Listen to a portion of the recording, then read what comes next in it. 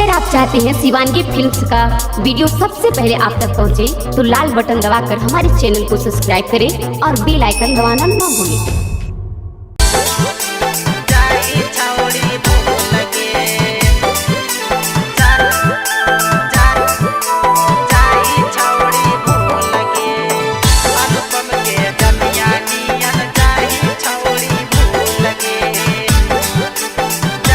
Shivangi recording studio Rajgir. गे कल का पहिल का प्यार गेलै हमसे दूर गे, कल का पहिल का प्यार गेलै हमसे दूर गे।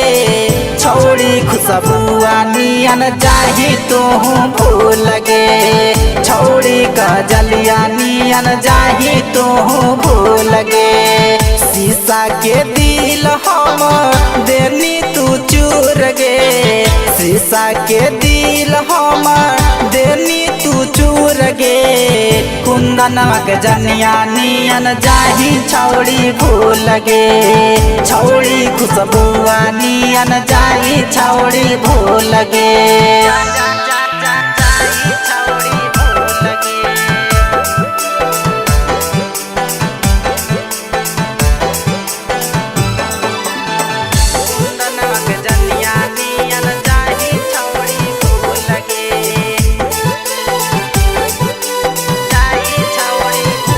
गे छौड़ी प्यार तू कैनी यार बनैनी तब भूलैनी गे, गे छौड़ी काहे तू कैनी ऐसा न कममा दूसर पटैनी गे।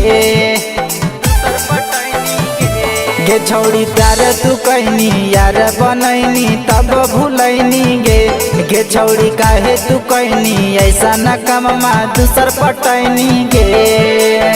हथवा में दिलियौ तोरा गुलाब के फूल गे, हथवा में दिलियौ तोरा गुलाब के फूल गे।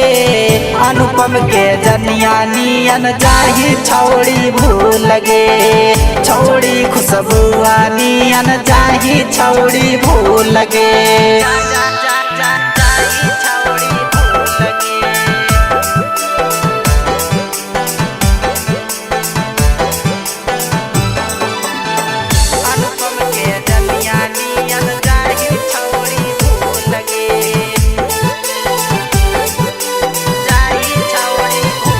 गे छौड़ी भूषण राजा के दे देनी साजा दया न आइलौगे, गे छौड़ी प्रदीप परदेसी के मारनी ठेसी पागल हो गेलौगे।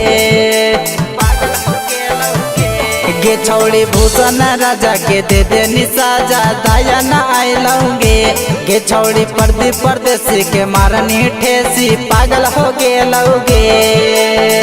राइटर अंजेश साथे गेनी बेंगलूर गे, राइटर अंजेश साथे गेनी बेंगलूर गे। अगले सबक जनिया नियन जाही छौड़ी भूल गे, छौड़ी खुशबुआ नियन जाही तू भूल गे।